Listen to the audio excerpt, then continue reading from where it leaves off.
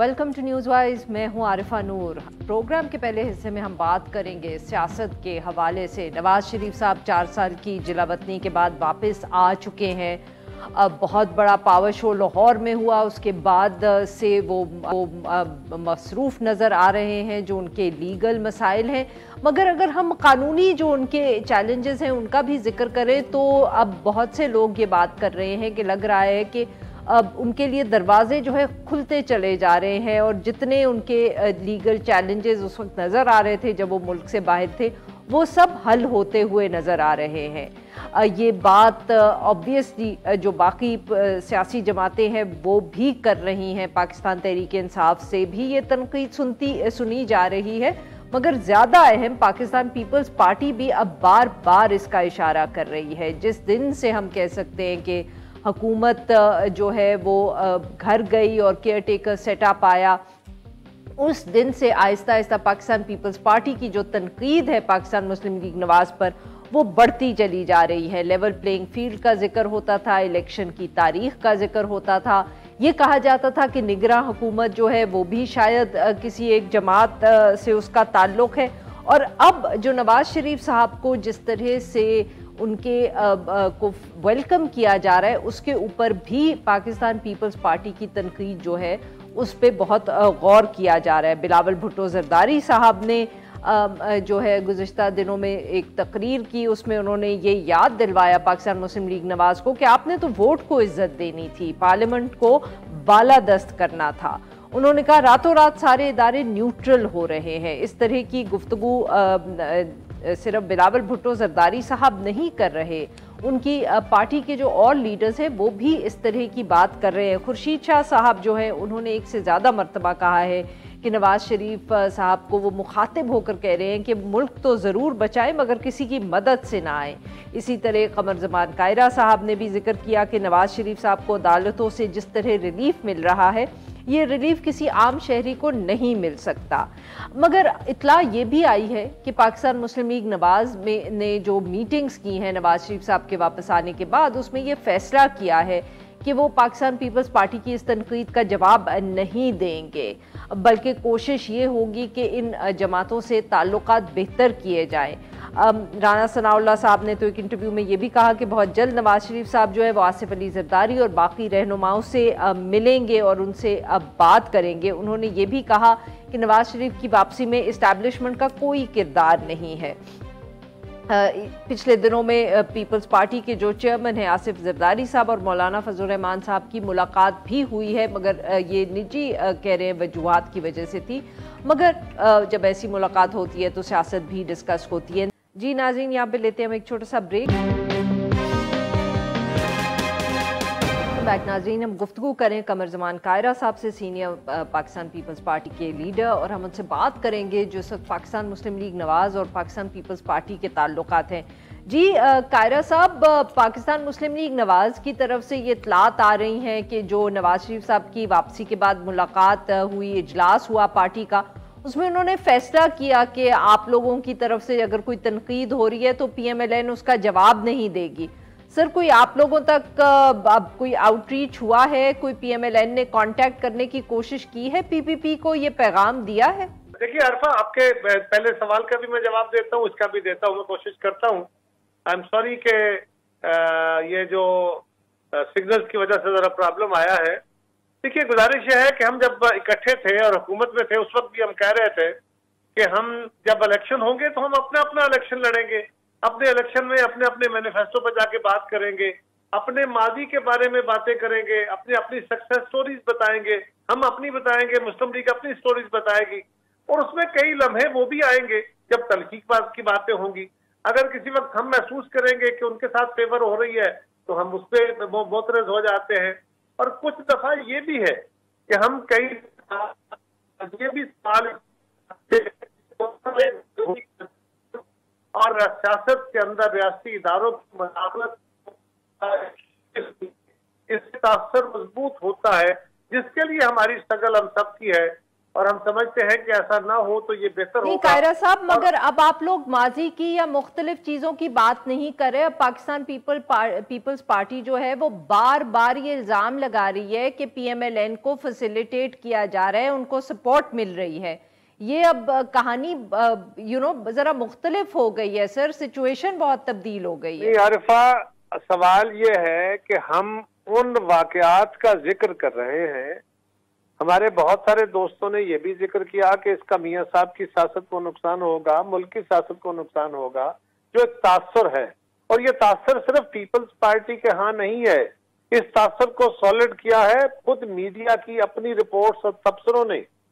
जब से मियां साहब लंदन से चले, वहां से जो गुफ्तगू शुरू हुई, हम तो बहुत बाद में आए। अगर आप वो कमेंट्रीज मीडिया की देखें, और फिर जब वो दुबई से चले, फिर जब वो यहाँ लैंड किए, तो जो मैराथन हो रही थी आपकी, उसको जरा खुद चला के देखिए। उसमें आप लोग भी यही कह रहे थे कि ये अनयूजुअल है। दूसरा, मियां साहब का मुल्क से जाना। एक बात, मियां नवाज शरीफ को सजा गलत हुई थी, अब तब भी कह रहे थे, आज भी कह रहे हैं। मियां नवाज शरीफ के साथ इंसाफ होना चाहिए, तब भी कह रहे थे, अब भी कह रहे हैं। हम ये कह रहे हैं कि इस वक्त जिस तरीके से जो ट्रीटमेंट हो रहा है, उससे जो तासर मजबूत हो रहा है वो ये है कि मियां साहब के साथ कोई खुसूसी सलूक हो रहा है। ये बात न मियां नवाज शरीफ के हक में अच्छी है, न मुल्क की सियासत के हक में। तो ये बात हमको, अगर आप इजाजत दें सर, तो मैं ये पूछूं कि आपके ख्याल में ये इम्तियाजी सलूक हो क्यों रहा है? क्यों का जवाब तो हम सबको ढूंढना है अपने अपने तौर पे। मेरे पास अब इम्तियाजी सलूक की या किसी बात की जो बातें हैं या उसके जो शायबे हैं, वो मैं जो चीजें ऑब्जर्व कर रहा हूँ वही देख सकता हूँ ना। मैं आपके सामने कोई डॉक्यूमेंट, कोई वीडियो तो नहीं रख सकता कि फलां मीटिंग के अंदर ये फैसले हुए, फलां डॉक्यूमेंट में कोई मुआहिदा हुआ, ऐसा तो नहीं है। हाँ, क्राइम जो है, ये बात दुरुस्त है। मैंने बहुत प्रोग्राम्स में ये बात कही है कि हमारे मुल्क के अंदर मियां साहब के साथ होने वाला सलूक कोई नया नहीं है। इस मुल्क के बहुत सारे सियासतदानों को इस तरह की फैसिलिटेशन, नॉट स्टीरियोटाइप इसी तरह की नहीं, लेकिन मुख्तलिफ तरह की से जो फैसिलिटेशन है वो माजी में होती रही, जो कि कभी मुल्क के लिए बेहतर नहीं हो सकता। ये कभी मुल्क के लिए बेहतर नहीं हुआ। आज भी हमारा तहफ़्फ़ुज़ यही है। और रही बात, हमने अपने अपने इलेक्शन लड़ने हैं, एक दूसरे पे इल्जाम भी लगाने हैं, लेकिन वो हदूद के अंदर रह के हमने गाली गलौज से, हमने एक दूसरे के ऊपर पर्सनल अटैक से, उससे अवॉइड करना है। बाकी अगर किसी चीज पे पीपल्स पार्टी को एतराज है तो पीपल्स पार्टी करेगी, मुस्लिम लीग को एतराज है तो मुस्लिम लीग करेगी। अच्छा। हमारे किसी कंडक्ट पे उनको एतराज हुआ तो वो भी करेंगे। आपका ख्याल यह है कि जिस तरह हम हुकूमत में इकट्ठे थे, इसी तरह हम अपोजिशन में या इलेक्शन में भी जाएं, तो इलेक्शन में तो हम अगर आप मुझे इजाजत दें सर, पूछना ये था कि पाकिस्तान पीपल्स पार्टी की दो शिकायत बहुत वाज़े हैं। एक तरफ आप लोग कह रहे हैं कि इलेक्शन की तारीख नहीं आ रही, दूसरी तरफ के नवाज शरीफ साहब को अब जो पार्टी कह रही है कि फैसिलिटेट किया जा रहा है। अब सर, अगर फैसिलिटेट किया जा रहा है तो इलेक्शन के लिए ही फैसिलिटेट किया जा रहा होगा ना? क्या ख्याल है आपका? देखिए, इलेक्शन भी मुस्तकबिल है, और इस वक्त मियां साहब की आमद का जो तरीकाकार है वो भी एक फैसिलिटेशन है। लेकिन सवाल यह है कि इलेक्शन तो ये कह रहे हैं ना, ठीक है, जो हुआ सो हुआ। अब मियां साहब भी आ गए, अब तो इलेक्शन कमीशन को चाहिए कि इलेक्शन कमीशन डेट दे। और अगर पीपल्स पार्टी ये समझती है, हमारे कुछ दोस्तों की ये राय है, तो हम अपनी राय का इजहार कर रहे हैं। हम कोई उसके ऊपर साथ शराइत रख रहे हैं, हम कोई उसके ऊपर बड़ा एहतजाज कर रहे हैं। हम ये कह रहे हैं कि ये मुनासिब नहीं है, और इसका नुकसान मुस्लिम लीग को भी होगा, ओवरऑल सियासी कल्चर को भी होगा, और लेवल प्लेइंग फील्ड भी नजर नहीं आएगी। ये तासर मजबूत होने से होने वाला इलेक्शन भी जो है वो भी सवालिया निशान लेके आगे बढ़ेगा। अच्छा, तो ये बातें हमारा तहफ़्फ़ुज़ है, हम इसके ऊपर कोई एहतजाज तो नहीं लॉन्च कर रहे। बिल्कुल ठीक सर। नहीं sir, but coming back to this, media का मसला ये है, आप जिस तरह जिस एंगल से देख रहे हैं, आप इस एंगल से देख रहे हैं कि कल तो हम इकट्ठे थे, उस वक्त हम हुकूमत में थे। सर, मैं तो एक्चुअली आपसे ये पूछना चाह रही थी, अगर आप इजाजत दें, कि क्योंकि पाकिस्तान मुस्लिम लीग नवाज भी ये कह रही है कि वो they will reach out to you, वो आपसे लड़ाई नहीं चाह रहे, आप भी कह रहे हैं तासुर है, और आपकी माजी में बहुत अच्छी वर्किंग रिलेशनशिप रही है, तो सर क्या होगी? मैं आपको गारंटी करता हूँ लड़ाई नहीं होगी। नहीं नहीं अब सर, हमने लड़ाई से आप सीखा होगा। सर बात सवाल ये है सर कि क्या अब आप पाकिस्तान पीपल्स पार्टी इंतजार करेगी नवाज शरीफ साहब आसिफ अली जरदारी साहब को फोन कर ले और तब बात हो, या जरदारी साहब भी नवाज शरीफ साहब को फोन करके यही जो बात आप टीवी पे कह रहे हैं ये उनसे डायरेक्टली 1-to-1 बात कर लें कि जी ये तासुर है और इसकी हमें ये परेशानियां इस हवाले से? देखिए ना, ये तासुर, इसके बारे में तो मैं खैर अभी कुछ कह नहीं सकता कि क्या किसको क्या करना चाहिए। मियां साहब तशरीफ लाए हैं, उनकी जमात ने कहा है कि वो रीच आउट करेंगे, मुझे नहीं पता वो कब करेंगे या नहीं करेंगे, तो उनकी जमात की तरफ से आई थी बात। और ये एक अच्छा तासर है और हम इकट्ठे थे, हम इकट्ठे हैं, आज भी हम इस मामले में इकट्ठे हैं। मुल्क के अंदर जमहूरियत है और जमहूरी तरीके से आगे बढ़ना चाहिए। इस मामले में इकट्ठे हैं कि इस मुल्क के अंदर अब आजादाना इलेक्शन होने चाहिए। वहां पे अगर कोई सवाल उठेगा, उनका नुक्ता नजर या उनका तरीकाकार अलग होगा तो हम एतराज करेंगे। हमसे कोई गलती हुई तो वो एतराज करेंगे, लेकिन ये एतराजात भी अब अपनी अपनी हदूद के अंदर हैं, ये हदूद से बियॉन्ड नहीं जाएंगे। तो कायरा साहब, अगर ये जो आप बात करते हैं कि फ्री एंड फेयर इलेक्शंस होने चाहिए और आगे बढ़ना चाहिए, तो सर ये पाकिस्तान तहरीक इंसाफ को भी तो इसमें फिर शामिल करना पड़ेगा। किसने कहा नहीं करना पड़ेगा? किसने कहा कि उनको शामिल ना करें? हम तो बार बार कह रहे हैं और रोजाना कह रहे हैं कि किसी जमात या किसी फर्द को इस अमल से बाहर नहीं किया जा सकता, पसंद या नापसंद की बुनियाद पे, या किसी एक शख्स को या किसी एक जमात को पसंद करने की सूरत में। अगर किसी जमात के, किसी फर्द के, उसके लीडर के, उसके कारकुनों का कोई एतराजात हैं, उनके केसेज हैं जिस तरह के पीटीआई के हैं, तो उनको अदालतों में पेश करना चाहिए, अदालतों से फैसले हों। अदालतें जाने, इस वक्त पाकिस्तान की अदालतें बड़ी आजादाना काम कर रही हैं, अल्लाह करे ये पेश जारी रहे और ये पेश नीचे तक आए, तो उसके लिए बिल्कुल अदालतें फैसले करें। ये जो कुछ किसी एक फर्द को कोई इदारा रोके, आप रोके, मैं रोकूं, या अपनी ख्वाहिशों पे रोके, या मुझे फेवर करने के लिए रोका जाए किसी को, तो ये मुनासिब नहीं होगा। इमरान खान क्या हो, इस तरह की कोई हरकतें हो रही हैं कि किसी को रोका जा रहा है किसी और को? ये बात आपको, ये हरफा क्या आपको मैंने बतानी है? और अगर आपको मैंने बतानी है तो आपने ये सवाल मुझ पे क्यों किया है? सर वैसे ही पूछ रही हूँ, आपका ओपिनियन जानने की कोशिश कर रही हूँ। आप मेरा ओपिनियन छोड़िए ना, आपने ये सवाल मुझ पे किया ही इसीलिए है कि कुछ है, इसीलिए आपने कहा ना कि पीटीआई को भी शामिल करना चाहिए। सर ये बताएं कि आज एक अखबार में खबर थी कि आप लोगों की सीईसी की मीटिंग भी होने लगी है गालिबन। जी, हम कान है, काफी दिन हो गया, हमारी मीटिंग सीईसी की अब ड्यू है, इंशाल्लाह जल्द हो जाएगी। तो सर मुझे नहीं पता, लेकिन जल्द हो जाएगी। अच्छा सर, कोई खास एजेंडा क्या उसका इलेक्शन से ताल्लुक है किसी चीज से? सीईसी ऑफ पीपल्स पार्टी अगर होगी तो मुल्क की हालात के ऊपर और इलेक्शन के ऊपर यही हमारा सबसे बड़ा एजेंडा होगा ना। अब उसके साथ फलस्तीन भी एजेंडा होगा, उसके साथ बाकी चीजें भी एफिलेटेड होंगी, लेकिन मेजर तो यही होंगे। और सर तो क्या वही वाली बात कि इलेक्शन की तारीख तो नहीं आ रही, तो आप कहते हैं कि कोई डिफरेंसेस भी इतने ज्यादा नहीं है, मगर आप लोगों को इलेक्शन की फिक्र भी है, तो सर पाकिस्तान मुस्लिम लीग नवाज से राब्ता कब होगा इस इशू पे? ये एजेंडा तो आप दोनों का कॉमन एजेंडा है। देखिए, हमारा एजेंडा तो हम वाजे करके रोज टीवी पे बयान देते हैं, अखबारात में देते हैं, मुतालबे करते हैं, क़यादत से कारकुनों तक सारे करते हैं कि इलेक्शन की डेट दे दें।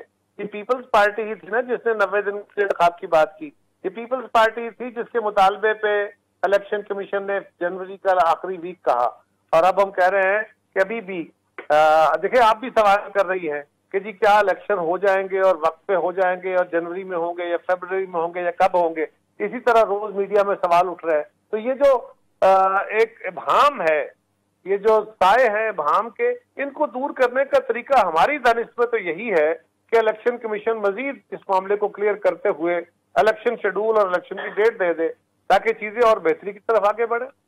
सर ये बताइएगा कि क्या ये सही है कि पाकिस्तान पीपल्स पार्टी के खिलाफ सिंध में भी कोई एक इलेक्टोरल अलायंस बन रहा है और गालिबन पाकिस्तान मुस्लिम लीग नवाज भी उसका हिस्सा बनेगी? उन्होंने ऐलान कर रखा है, वो अगर अपना अलायंस बनाते हैं तो बिल्कुल उनका हक है, पीपल्स पार्टी को भी हक है, उनको भी हक है, बाकी जमातों को भी हक है। इलेक्टोरल अलायंस सियासी अमल का हिस्सा है और मुल्क के जिस हिस्से में जो जमात चाहे बनाए, पीपल्स पार्टी के खिलाफ बने, पीपल्स पार्टी बनाए, सबको हक है। और पीपल्स पार्टी उसका मुकाबला करेगी, और पीपल्स पार्टी ने अगर कहीं मुनासिब समझा तो हम भी अपना अलायंस करेंगे। आपको सर उसकी वजह से कोई परेशानी तो नहीं? क्योंकि कुछ लोगों का ये भी कहना है, ये तनकीद कह लें या जो भी, कि जो आप लोग क्यों परेशान है कि इलेक्शन की तारीख नहीं आ रही, शायद उसका ताल्लुक इस अलायंस से भी है। अच्छा, सवाल ये है कि ये अगर डेट आ गई तो क्या अलायंस नहीं बनेगा? अगर इससे हो, डेट का इससे क्या ताल्लुक हो सकता है? आप जरा खुद गौर कीजिए ना कि इस आर्गूमेंट में कितनी जान है अगर लोग कोई सोच रहे हैं। इलेक्टोरल अलायंसेस तो आखिरी वक्त पे बन जाते हैं। पीपल्स पार्टी को इसकी फिक्र तो होनी चाहिए और है। हाँ, पीपल्स पार्टी अपने स्ट्रांग होल्ड में इस तरह की सूरत हाल के ऊपर ऑब्जर्वेशन रखेगी, लेकिन कोई बहुत परेशान हो गए हैं हम इस बात से और हमारी पॉलिटिक्स इनके इत्तेहादों को देख के डिजाइन होगी, ऐसा कतई नहीं है। बल्कि अभी जो उसका मीटर है ना, वो तो होते हैं इंतखाब अवामी राय का। इलेक्शन में तो अवामी राय आनी है ना, तो अवामी राय अभी रिसेंटली जो लोकल बॉडीज के इलेक्शन सिंध में हुए हैं उसने बता दिया है कि इंटीरियर सिंध हो या रूरल सिंध या अर्बन सिंध हो, दोनों में पीपल्स पार्टी ने अपनी पोजीशंस को इम्प्रूव किया है। लिहाजा अगले इंतखाब में भी इंशाल्लाह you will see this result. And sir very quickly, senate का इजलास अब बहुत अरसे से बुलाने की आपकी जमात कोशिश करती रही, but you were not successful. PMLN ने आपको सपोर्ट नहीं किया। मैं क्योंकि सेनेट में हूं नहीं, मुझे उसके बारे में पता नहीं। बहुत बहुत शुक्रिया सर, आपने हमारे लिए वक्त निकाला। नाज़रीन, यहाँ पे लेते हैं सब ब्रेक। जब हम ब्रेक से वापस आएंगे तो हम बात करेंगे जो ख़वातीन जेल में हैं लाहौर में, और उनकी बेल जो है उसका मसला हल नहीं हो रहा। Stay with us. Welcome back नाज़रीन। प्रोग्राम के इस हिस्से में हम जिक्र करेंगे 9 मई के वाक़े के बाद जो पीटीआई की कुछ ख़वातीन जो लीडरशिप का भी हिस्सा थी और कुछ सपोर्टर्स जो अब भी ज़ेर हिरासत हैं, और बेल की या तो हेयरिंग नहीं होती, और हेयरिंग होती है, बेल मिलती है तो उसके बाद फिर उनको एक दफ़े किसी और केस में अरेस्ट कर लिया जाता है। यास्मीन राशिद, खदीजा शाह, सनम जावेद, ये सब जो हैं वो ज़ेर हिरासत हैं। अभी पिछले दिनों में जो पीटीआई की एक कारकुन है तैयबा राजा, उन पर भी गिरफ्तारी उनकी रोकने के हवाले से एक दरख्वास्त पर समाअत हुई, और उसके बाद अदालत ने जो पुलिस ऑफिसर्स हैं उनसे तफसील मांगी है कि कितने केसेस हैं। दूसरी तरफ जो एक एंटी टेररिज्म कोर्ट में सनम जावेद साहिबा थी, उनको जब बेल मिली तो उसके बाद उनके ऊपर मुस्लिम लीग नून का ऑफिस जलाने के मुकदमे पे उनको अरेस्ट कर दिया गया और जुडिशल रिमांड पर भेज दिया गया है। अब कहा जा रहा है कि पुलिस ने उनसे पेट्रोल और डंडा बरामद करना है। इसी तरह खदीजा शाह साहिबा, उनको भी बेल मिली थी तो मालूम हुआ कि तीसरे मुकदमे में उनको नामजद कर दिया गया है, और उसके बाद फिर सीसीपीओ लाहौर को अदालत ने तलब किया है। हाई कोर्ट ने ये तौहीन अदालत की जो दरख्वास्त उनके पास आई थी उसका तहरीरी हुक्मनामा जारी किया है और उनको तलब किया है ज़ाती हैसियत में 27 अक्टूबर को। इन सारे मामलों पे गुफ्तगू करने के लिए आज मौजूद है बैरिस्टर गौहर खान। ये माहिर कानून है, रहनुमाए पाकिस्तान तहरीक इंसाफ के, और इन केसेस को ये क्लोजली फॉलो कर रहे हैं। Welcome to the show sir. जी सर, बताएं कि ये ख़ास तौर पे खदीजा शाह साहिबा और सनम जावेद साहिबा के केस में क्या प्रोग्रेस अब अदालत की तरफ से हुई है? देखिए, अभी तक तो अदालत की तरफ से तो जो प्रोग्रेस है वो मैक्सिमम तो यही है कि अदालत ने बेल देनी थी और अदालत बेल दे चुकी है उस केसेस में जिसमें से वो अरेस्ट थे। लेकिन अभी जिस वक्त उनको रिहाई मिलती है, रिहाई के बाद उसको एक और मुकदमे में अरेस्ट किया जाता है, ये तो लामुतनाही सिलसिला शुरू हुआ है। मैं आपको कानूनी इसका तज़किरा करूँ कि इवन गोरों के दौर से जो कानून चला रहा है अरेस्ट का और बेल देने का, उसमें एक एक्सेप्शन ज़रूर थी, और वो एक्सेप्शन ये है कि कोई कमज़ोर हो, कोई बीमार और औरत हो, उनके लिए हर जुर्म ऐसा माना जाता है जिस तरह की वो बेलेबल है, मतलब उसमें आप ज़रूर बेल दे दें। उसमें एक एक्सेप्शन ज़रूर थी कि वो केसेस नहीं होंगे जिसमें कत्ल गारत की गई हो और दहशत गर्दी फैलाई गई और उस किस्म की दहशत गर्दी जिसने वो रॉ किया हो गवर्नमेंट को, जिस तरीके से पहले हम देखते थे कि बम चलते थे, ये वो केसेस नहीं है। इसलिए ये तो वैसे भी बेल होनी चाहिए थी, लेकिन जिन अदालतों ने भी बेल दी उनकी फंडामेंटल राइट्स की वायलेशन करने की तो एक इंतहा हो गई। और ये तो सिर्फ ये नहीं है कि इसके अलावा भी और मौजूद है, और जिसके पास जहां से से रखे हुए 6 महीने से मौजूद है। इवन डॉक्टर सर माफ करिएगा आपकी बात यहाँ काट रही हूँ, पर जैसे अब सनम जावेद साहिबा का अगर केस 80 चल रहा है तो हो सकता है उनके ऊपर दफात ऐसी हो जिनमें ये जो आपने पॉइंट आउट किया है खवातीन के लिए बेल के राइट्स वो ना उनको उनके ऊपर लागू होते हो। नहीं, ऐसा नहीं है। जो कानून है बेल का कानून यही है, जमाना कदीम से यही कानून चला आ रहा है कि औरत के लिए, इन्फर्म के लिए, सिक के लिए, बूढ़ों के लिए, बज़ईफ उम्र, उनके लिए यही है कि वो बेल बली माना जाता है और रिलीफ दी जाती है। उसमें यह है कि इसमें तो कोर्ट ने जिस तरीके से ऑर्डर कर लिया, कोर्ट ने तो बेल दे दी है। अब एक मुकदमे निकल करके फिर दूसरे मुकदमे में वो अरेस्ट किया जा रहा है। तो मंशा तो यही है कि उनको तावक्त ये जेल में रखो ताकि जब तक वो कोई अपनी लॉयल्टी नहीं चैलेंज करते।